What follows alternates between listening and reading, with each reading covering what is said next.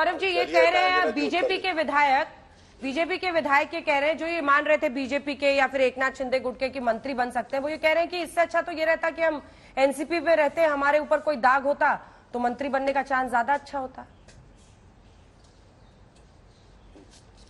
अंजना जी देखिए, इन्होंने कहा पहली बात तो कि जो ओरिजिनल शिवसेना के नहीं है वो लोग मंत्री बन गए हैं। मैं तो ये कहूंगा, क्या आज जो प्रवक्ता यहाँ सांसद जी बैठी हैं ये ओरिजिनल शिवसेना की हैं क्या?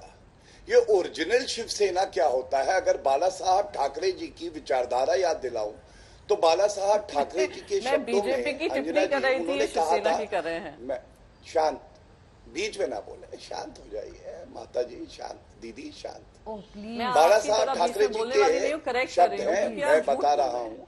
मैं बीजेपी के प्रवक्ताओं की बोल रही, बीजेपी के मिनिस्टर्स की बात कर रही थी। बीजेपी के जो मिनिस्टर्स हैं महाराष्ट्र कैबिनेट में, वो सब इनकमिंग हैं। अब अंजना जी आप नहीं बोलेंगी।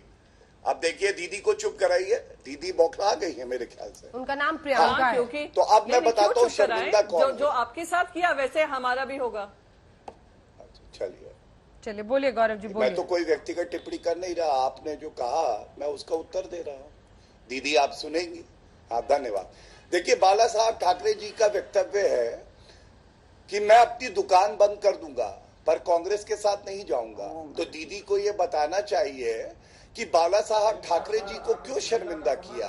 अंजना जी क्या ये सत्य नहीं है जो वक्तव्य मैं बता रहा हूँ? अरे महावसूली अगाड़ी बनाकर कांग्रेस और एनसीपी के साथ आप चली गई थी जो पहले वाली थी, तो फिर क्या हुआ? और उसके अलावा मैंने इनसे प्री पोल अलायंस का एक सवाल उठाया। अगर आप बात करते हैं कि जनता ने जनादेश किसे किया, सांसद का अपमान आप कर रहे हैं, आप खामोश रहे। शांत, आपको बात रखने टीवी चैनल पे एक देश की सबसे वरिष्ठ सांसद का अपमान चतुर्वेदी है, वो अपनी मेहनत से वहां तक पहुंची हैं और बार बार ये क्या कहना शुरू करे कि देश, प्लीज ये तरीका ठीक नहीं है गौरव जी। मैं बीच में बोलता नहीं हूँ, आपकी बात को सुन रहा था। गौरव जी पहले शालीनता सीखिए। आप जिस पार्टी से आते हैं ना, वो पार्टी कहती है ना देश में अलग पार्टी, संस्कारों और शालीनता वाली पार्टी। जो महिला को चलते चैनल पर एक देश की संसद सदस्य को आप इस तरह कह रहे हैं, आपको शर्म नहीं आती? अच्छा चलिए शांत रहिए। आपको फुटेज लेना था, आपने ले लिया, धन्यवाद। मैंने प्री पोल अलायंस की बात करी और अगर ये बात कर रहे सम्मान नारी को सम्मान देते हैं वो उनकी भाषा से दिख रहा है, समझ में आ रहा है। ठीक है अंजना जी, ये गलत टॉपिक पे रहिए, टॉपिक पे रहिए और अपनी बात पूरी कीजिए। किसी के लिए ठीक है, बिल्कुल। मैं केवल ये कहूंगा, देखिए आप कुछ भी बोलते रहे, पर्सनल आरोप लगाते रहे, वो ठीक है। भ्रष्टाचारी जो है अंजना जी गलत है, आप शांत कराइए, मैं अपनी बात रखूंगा। जैसे मैंने बाद में इनकी बात सुनी, ये भी सुने। 3-4 लोग आ जाएंगे महागठबंधन से, ये थोड़ी ना हम पे हावी पड़ेंगे। हम तो अकेले ही काफी हैं इनसे निपटने के लिए। और क्योंकि आप अगर सम्मान से बात नहीं कर सकते हैं तो दूसरों को ठेस पहुंचती है, तो वो बोल रहे हैं। मैडम आपने व्यक्तिगत टिप्पणी करी तो मैंने बोला, मैंने किसी के ऊपर टिप्पणी नहीं की थी। हाँ मैंने क्या कहा, क्यों आप इतने नाराज हो रहे हैं? ठीक है अंजना जी, अगर आप लोग इतने अच्छे पोजीशन में क्यों नाराज हो रहे हैं? चिल्ला कर क्यों बात कर रहे हैं? मैडम जी, मैडम शांत हो। बहुत अच्छी बात है। मैंने बाला साहब ठाकरे से बड़ी लीडर तो आप नहीं है ना, वो तो श्रद्धेय है। ठीक है गौरव जी, वापस टॉपिक पर आकर उस पर जवाब दीजिए। अपमान करते हो आप तो 3 मेहमान बोल भी नहीं पाए, मोदी जी के ऊपर तो आप हैं। वापस इशू पर आइए। इशू ये था कि क्या ईडी जैसी एजेंसियों का इस्तेमाल पर आरोप जो फालतू बात है। हाँ बिल्कुल। देखिए अंजना जी, ईडी सीबीआई ये सब तो तर्क देते हैं, बहाना है। मैं तो कांग्रेस पार्टी के राहुल गांधी, सोनिया गांधी और 14 दल सर्वोच्च न्यायालय गए थे और उन्होंने यही कहा था कि ईडी और सीबीआई का दुरुपयोग हो रहा है। और उसके बाद सर्वोच्च न्यायालय ने वो याचिका को रद्द किया।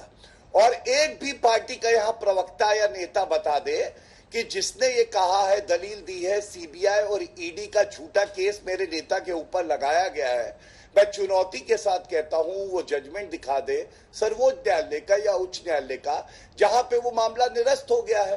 कार्रवाई होती है, कोई भी नेता कहीं पे भी हो, अगर ईडी सीबीआई को कार्रवाई करनी है वो स्वतंत्र है, वो पिंजरे का तोता नहीं है जैसे कांग्रेस के समय में था जब प्रियंका जी वहां थी। वो अपना काम ईडी सीबीआई करती रहेगी और भ्रष्टाचारी को सजा होगी अगर किसी ने भ्रष्टाचार किया। ठीक है, एक बार मुझे, मैं एक एक करके सापरा साहब आ रही हूँ जल्दी से आपके पास आते हुए। सत्यप्रकाश जी, क्या नीतीश कुमार के लिए, तेजस्वी यादव के लिए, क्योंकि पटना से इसको सीधे मृत्युंजय जी जोड़ रहे हैं, क्या विपक्षी एकजुटता को झटका लगा है? देखिए, विपक्षी एकजुटता को कोई झटका नहीं लगा है।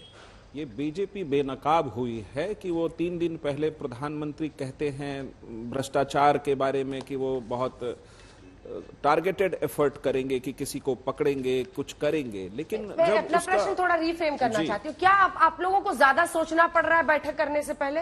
स्ट्रेट पूछ रही हूँ, क्योंकि उन्होंने कहा ना कि हमने बैठक की, इसलिए देखिए ये अब चार्जशीट दायर हुआ, तो इसी वजह से अब बगावत का चला हुआ है। देखिए, नीतीश कुमार जी ने जब अगस्त पिछले साल महागठबंधन और 7 पार्टियों के गठबंधन की सरकार शुरुआत की थी तो उन्होंने एक बात कहा था, ईडी, सीबीआई, आईटी, जितने तरह की तुम्हारे पास जांच एजेंसियां हैं उसका इस्तेमाल कर लीजिए, हमारे पास कुछ है नहीं। भारतीय जनता पार्टी, जो महाराष्ट्र में घटनाक्रम हुआ है कि 9 व्यक्ति को सीधे सीधे सत्ता का भागीदार बना देना, मंत्री बना देना, इससे साबित होता है कि आप इस मानसून में दूसरों की लहलहाती फसल को चरने के लिए भारतीय जनता पार्टी खड़ी है और चोरी से कुछ लोगों को अपने में शामिल कर, या वो बताए कि ये ईमानदार लोग थे या भ्रष्ट लोग थे, इनके खिलाफ ईडी सीबीआई का प्रेशर था।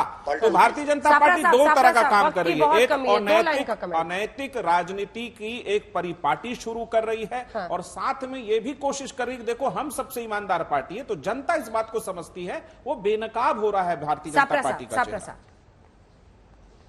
देखिए अंजना जी, जो महाराष्ट्र की बात ये सभी लोग अभी कर रहे हैं, उसमें मैं ये कहना चाहूंगा कि आज की जो महाराष्ट्र की सरकार है वो मात्र पलटू राम और अवसरवादियों की ये सरकार है, इस तरह से कहा जाए तो गलत नहीं होगा। और नरेंद्र मोदी और भारतीय जनता पार्टी जो इनको सभी को, एनसीपी को भ्रष्ट कहते थे, आज फिर उन्होंने एक बार वॉशिंग मशीन का बटन दबा दिया है और वही कमर डिटर्जेंट से अजीत पवार और ये बताइए, अगर उनको ठीक है, भदौरिया साहब जल्दी से एक लाइन। देखिए एक लाइन में क्या बोले आप? भागते भागते आए हैं, भागते भागते चले जाएंगे। एक लाइन में कोई जवाब होगा? भारतीय जनता पार्टी के बारे में एक लाइन में बोला नहीं जा सकता। महाराष्ट्र को प्रयोगशाला कह रहे हैं अखिलेश यादव। भारतीय जनता पार्टी, अनुराग जी, अखिलेश यादव प्रयोगशाला कह रहे हैं महाराष्ट्र को, लेकिन आपको यूपी में भी देखना होगा, शिवपाल यादव तक पहुंच रहे हैं संजय निषाद।